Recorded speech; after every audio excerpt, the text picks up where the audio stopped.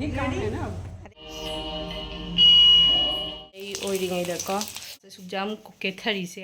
morning guys, mayam I channel turamdo cherry. So mayam ngasi vlog se ay ngata haure ay ngata gi breakfast ko. Do ay ngasi kind of different over breakfast ma try to bali jam healthy ko, jam healthy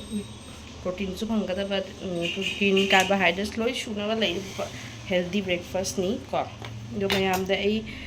share to jarake ujarake kumai same doino ko me tomato ama khakae tilho ama aduge moro gatek pakhara aduge akhagi kai hindi da mithi nim actually kari patta se mithi nim su kauri ado makhara aduge chimpak siga leire aduge peanuts ka peanuts so hap peanuts ri yam healthy oi bane ka so hap to ni aham bada ai thau khara hapani khangda the thau se mayam refined oil use to basu yani aduge di AD master oil oina use tawre ngasi breakfast ng antana hawdoga tathoga ko dug ngasi koipham amada chatori ko koipham haibase program amani program amada yaudaba yade haina hai do program do attend tawrani ko mi ano mayam su mayam do introduce to jarake ai me ngasi mafam anobani na mi su ano ahan mana peanut se oina phajana ngauthoni ko mulle haibada ko masi lautharaga duge tai kari pata tilo mayam se haptoni am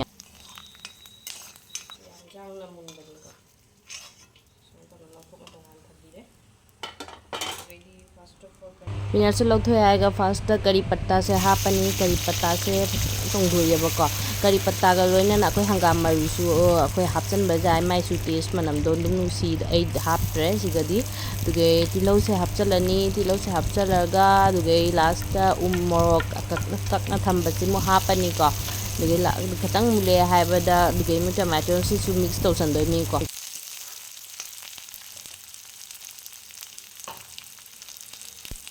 do hojik kita makta se akhoi kaino se chempak se ising khatang hapaga khatang chola lani cha moi ke gino haidi se desi chempak ko nata bani na ko dukan na ko chempak se pathaga hen pathagi bani ya jangna mayam tilo se khatang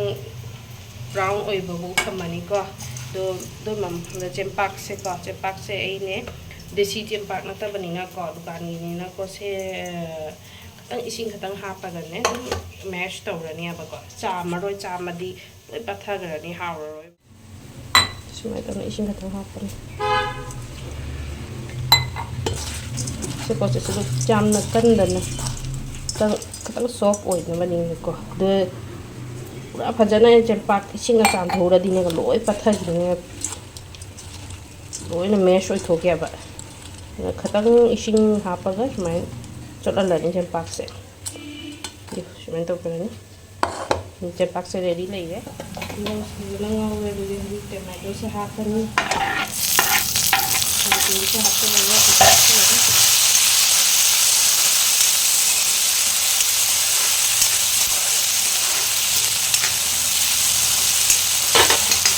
ini hapa bedena bagi kami di sini juga koyi kanya ya kini hati lagi yo hati lagi hati lagi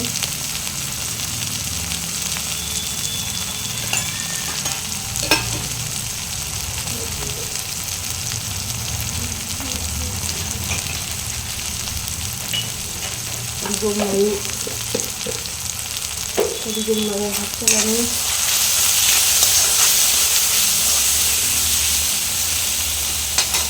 tidak kata ya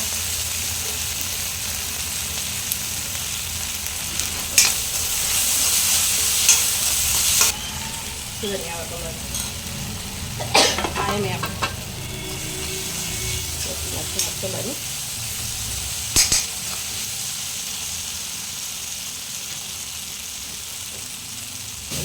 Bisa Ito mula. Kaya, hindi na yan. Kasi hati, hindi na Cepat ya lagi.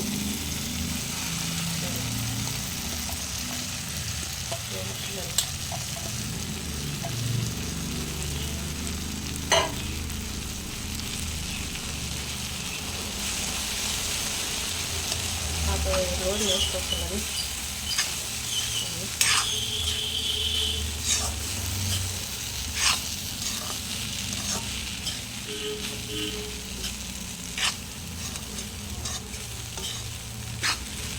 Mix tawari ko. Ito na. Natang may sinungan ko. Yang na ako'y breakfast ama same ya haidi nangdre ka haidi se breakfast se ako'y try tawba yani matang kuy na changde se breakfast se same bada aduga idi jamna su healthy oiba yamna su peanuts kai ka lo yaure do yamna su healthy oiba ko thau su yam changda ba so mayam se ako'y gi hindi movie daga poha breakfast ta chani ka not ki mina haina bado se poha se ko poha sempa ki kai no se yamna lai bani mayam su try to view how so how yamna duga healthy su oi chaga se ga cha bada jam chaga bani ko so mayam ngasi igi breakfast ki video se siga dum lesson garage ko duga mathang mayam da ucharage so mayam ei try tawrage igi poha se mi se ko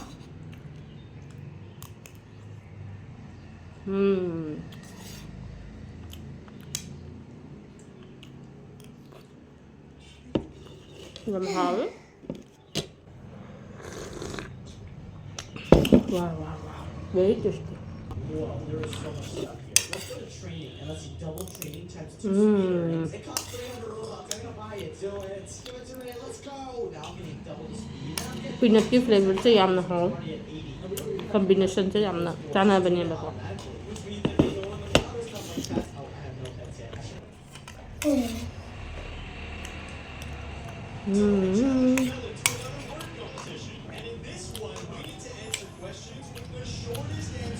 एकदम matam manghanda na suddenly ko breakfast same ge haidi एकदम yang na ko se breakfast एकदम easy ni healthy to oi adu ge matam su yam na chang je how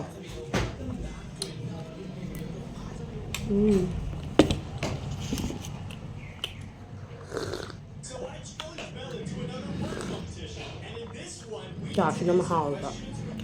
chả thì đó nè hay sao mà băng sẽ tao hơi lẹ vậy ta chả sẽ hào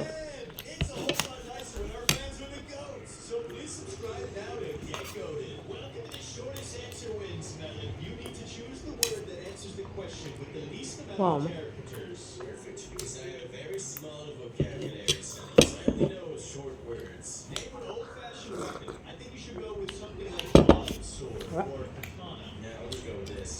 Kan sudah sendiri ya.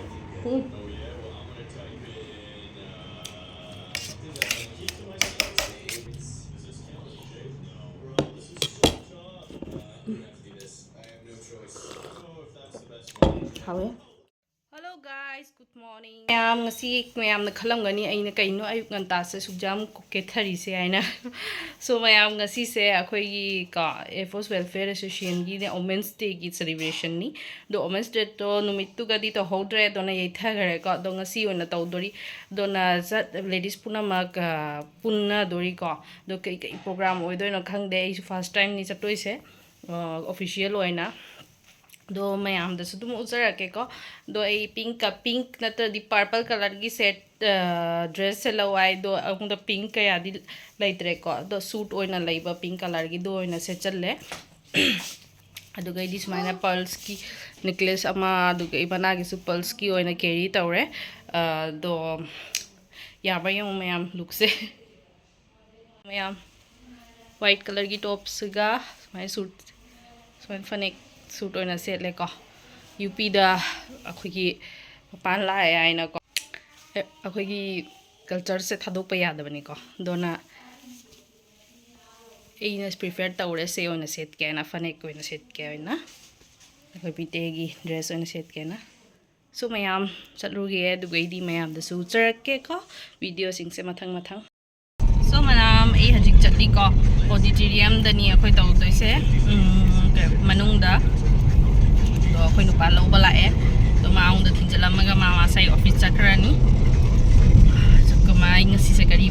ꯂꯩꯔꯒ ꯃꯣꯏ ꯄ꯭ꯔꯣꯒ꯭ꯔꯥꯝꯁꯦ ꯌꯦꯡꯊꯣꯛꯀꯦ ꯀꯣ ꯃꯌꯥꯝꯗꯁꯨ dear ꯑꯗꯨꯝ ꯇꯧꯖꯔꯛꯀꯦꯀꯣ ꯁꯣ ꯃꯌꯥꯝ ꯑꯩꯈꯣꯏ ꯍꯧꯖꯤꯛ ꯌꯧꯔꯛꯑꯦ ꯁꯤꯒ ꯑꯣꯗꯤꯇꯣꯔꯤꯌꯝꯗ ꯃꯌꯥꯝ ꯃꯅꯨꯡꯗ ꯆꯪꯒꯦ ꯇꯧꯔꯦ ꯑꯗꯨꯒꯤ ꯃꯣꯏ ꯐꯣꯇꯣ ꯀ꯭ꯂꯤꯛ ꯇꯧꯅꯕꯒꯁꯨ ꯐꯖꯅ ꯁꯨꯃꯥꯏꯅ ꯄꯣꯁꯇꯔ ꯑꯗꯨꯃꯥꯏꯅ ꯁꯦꯝꯅ ꯊꯝꯃꯝꯃꯤ ꯏꯆꯦ ꯑꯩꯈꯣꯏ ꯐ꯭ꯔꯦꯟड्ꯁ ꯈꯔ ꯐꯣꯇꯣ ꯈꯔ नꯝꯃꯦ ꯑꯗꯨꯒ ꯑꯩꯅ ꯏꯆꯦꯒꯤꯁꯨ ꯐꯣꯇꯣ ꯅꯝꯕꯤꯔꯦ ꯑꯗꯨꯒꯤ ꯃꯅꯨꯡꯗ प्रोग्राम येंगे चलेको खर रेस्ट्रिक्शन लई वीडियो कापा यादब का आयोजन केवल एक रस्म अदायगी भर नहीं रह जाए। महिला दिवस का उचित मतलब तब तक प्रमाणित नहीं मयाम प्रोग्राम से हौदोरे हौबदा अहानबदा मोय साउथ की गणेश वंदना दे हौदोरी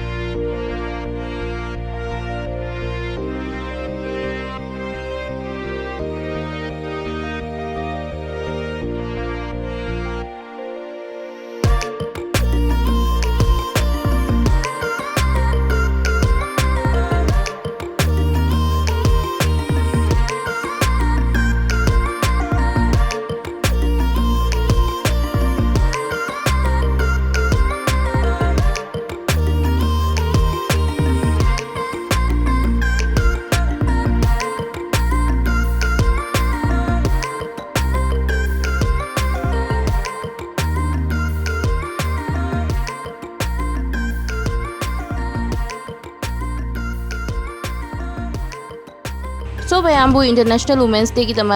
हैप्पी वुमेंस डे वीडियो से अदम लोसन मैम